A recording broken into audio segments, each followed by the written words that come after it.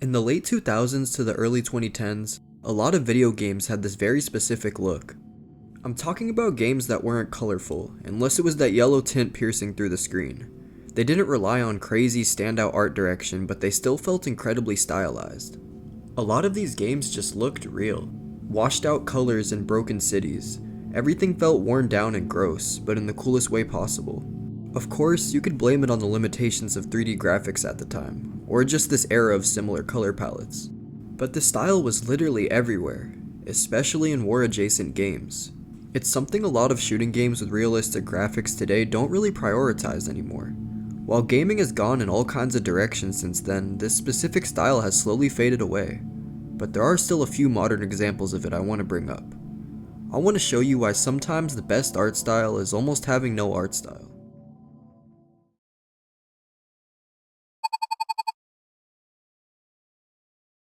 One of the easiest ways to recognize a game from this era is the infamous piss filter. That's what people jokingly call the brownish yellow color grading that seemed to be everywhere this time period. Almost every game wanted to feel more mature and realistic. Bright colors and exaggerated worlds were being replaced with dusty battlefields, and environments that look like they've already been through war. These games would use their limitations to create a feeling that a lot of modern games can't really replicate. Fallout New Vegas and Fallout 3 are games that many people bring up when talking about this.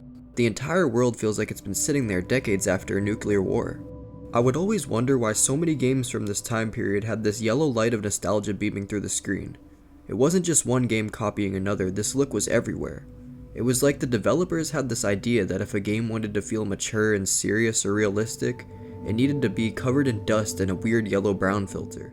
A lot of this came from the new generation of HD graphics. Developers were finally able to make environments with more detail, but they were still working with a lot of limitations. Lighting wasn't as advanced and colors weren't as vibrant. This led to a lot of games using these darker, muted color palettes. The result was this style where everything felt war-torn.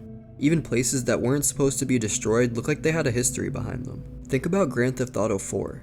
Liberty City is in a wasteland, but the gray skies and washed out colors make the entire place feel cold and miserable. GTA 4 has way darker themes than GTA 5, and there's no doubt in my mind this deteriorated look helps convey that feeling. There are also the games that completely embrace the war-torn side of this art style. The original Modern Warfare games, which is a series we'll talk about later, were basically the kings of the piss filter, specifically the third one.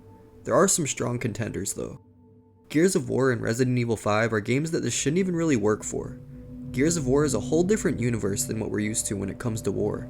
The look and aesthetics of Resident Evil 5 give it an almost militant feel throughout the game. That's just what this look does to games. I think the beauty of war comes from the fact that it isn't pretty, so let's talk about that.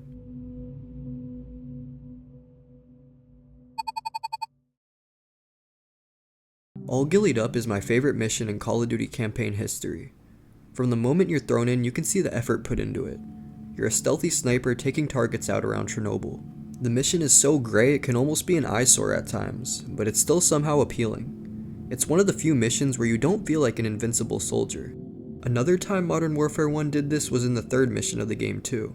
You play as a president moments before his public execution. You have no weapons and no control over your own movement. It's so weird being defenseless in a game where you're used to being a top tier soldier. Without a health bar or crosshairs, it feels like real documentary footage. You see citizens lined up against walls and shot in broad daylight, and see a country inches away from completely collapsing due to war. Call of Duty wasn't the titan of a franchise that it is today back then, so they were still pushing limits.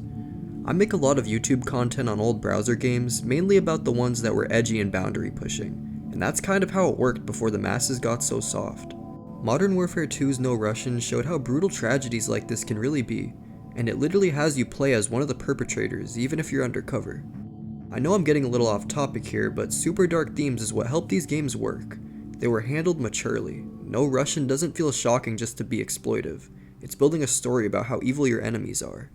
Older Call of Duty games just had a certain look that's completely gone now. You can see it especially in zombies. Play Black Ops 1 zombies, then go play Black Ops 6 zombies, and ask yourself which one looks grittier and cooler. Black Ops 3, for example, has some of the best gameplay in the entire mode, but somewhere along the way, zombies started leaning more into the futuristic and fantasy side of things. Yes, even the older games had unrealistic elements, perks, wonder weapons, and the entire idea of fighting endless waves of the undead. but there was still this grounded, almost horror-like atmosphere underneath it. Black Ops 1 had Kino, which is an old abandoned Nazi movie theater, and the map 5, which makes the Pentagon look even more secretive and creepy than it should be. Call of Duty World at War had Verrückt and Nacht, which are some of the most unsettling zombies maps I've ever played. Even Mob of the Dead and Black Ops 2 can feel creepy at times. Back to Fallout 3 in New Vegas for a second, they understood that a post-apocalyptic game should look miserable. Everything was gray, empty, and falling apart. Then Fallout 4 came out with a cleaner, more colorful look. That's just my preference, but I think there's something special about games that aren't afraid to look ugly. DayZ is a game that started as a mod for Arma 2 in 2012, and besides having no piss filter, it's basically the epitome of what I'm talking about in this video. The thing about DayZ is that it doesn't even feel like it's trying to have an art style at all. It feels like it's just showing you a place that exists. Chernarus looks like a country that collapsed overnight. Not some dramatic Hollywood version of an apocalypse, but a realistic one. The game is extremely brutal. Other players want the gear that you have, and it's not just them you have to worry about. The infected are still roaming around, chasing you through abandoned towns, and you can die from hunger, sickness, or a mistake you made hours ago. There's no map unless you find one in-game or literally download an application on your phone. The old Soviet buildings, like the apartment blocks and the military locations scattered throughout the map, feel like places that were left behind. The more you play, the more familiar you become with Chernarus. You learn every landmark, every road, and every place where you might find important supplies. Nothing in this game necessarily looks appealing, and that's exactly what makes it appealing. When you play this game, it's usually the same thing every time. Depressing silence as you wait for the inevitable death, or the player who's gonna jump scare you or maybe be your friend, and then turn his back on you later. DayZ is really just a high score game where the only objective is seeing how long you can survive. And its unpolished, rough look is a huge part of why I love this game so much. Of course, the style didn't just disappear for a lot of games, it just got more modernized, and I do want to talk about the downsides of that too shortly. There are still a handful of modern games that absolutely nail it. Escape from Tarkov feels like DayZ graphics if they were more modern. Ready or Not does the same thing the old SWAT games did, just in a different way. It's more catered towards tactical shooters and has great environmental storytelling. My only complaint is that it does have a soulless Unreal Engine look to it. And then there's Modern Warfare 2019, specifically the Clean House mission. You're slowly clearing a dark house with NVGs, trying to figure out who's a threat and who's just terrified. It has that same gritty feeling as the older games, just without relying on a yellow filter over the screen. Even Stalker 2, obviously it's not as gritty as Shadow of Chernobyl or the older Stalker games, but it still understands what made them work. These games prove it was never really about hyper-realistic graphics, it was kinda just everything they had within them mixed together. What looks cooler to you, the grainy, dirty world and clunky feel of Battlefield 4, or the snappy, almost cartoonish animations of Battlefield 6? Which, don't get me wrong, Battlefield 6 movement is almost perfect in my eyes, but it still has this hero shooter feel that's more flashy than grounded. Which brings me to those downsides I was talking about. A lot of these games suffer from this soulless feel. Ready or Not's character models can sometimes look like those weird plasticky characters you see on $5 Steam games. And while I did say it has great environmental storytelling, it can often feel like a ton of free assets just smushed into one level. Love or hate the movement, you can't deny newer Call of Duties have this almost free-to-play look to them. From the menus to skins to everything they add, even the newer Modern Warfare games. The almost shitty look games like Fallout 3 and COD 4 had is what makes them charming, and it's not just nostalgia talking. So why did games look like this in the first place? And this is where I think people exaggerate the importance of piss filters. Yes, the yellow and brown color grading became a recognizable style. I used to think it was the sun or something, I don't know how every game had these. But yeah, it almost became its own subgenre of games. But the filter itself is never the reason these games look good. It was a much bigger part of a thing happening with 3D graphics at the time. The Xbox 360 and PlayStation 3 were the first time developers were really trying to make 3D worlds feel realistic, but the technology still had a lot of limitations. Like I said earlier, lighting wasn't anywhere near as advanced as it is today.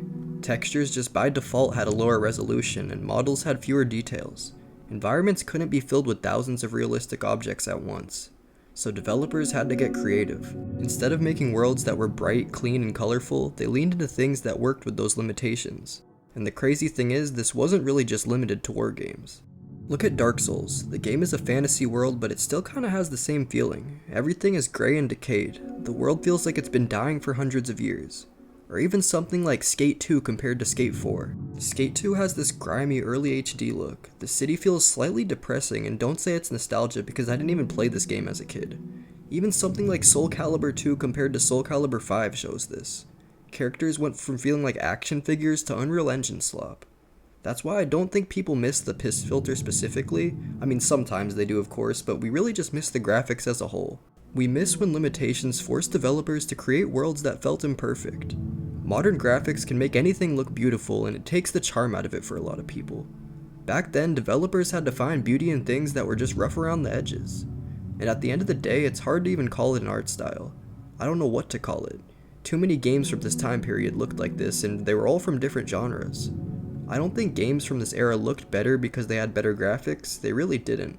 A modern game will always have more detailed models and technology that developers back then could only dream of. But sometimes having more doesn't always mean feeling more.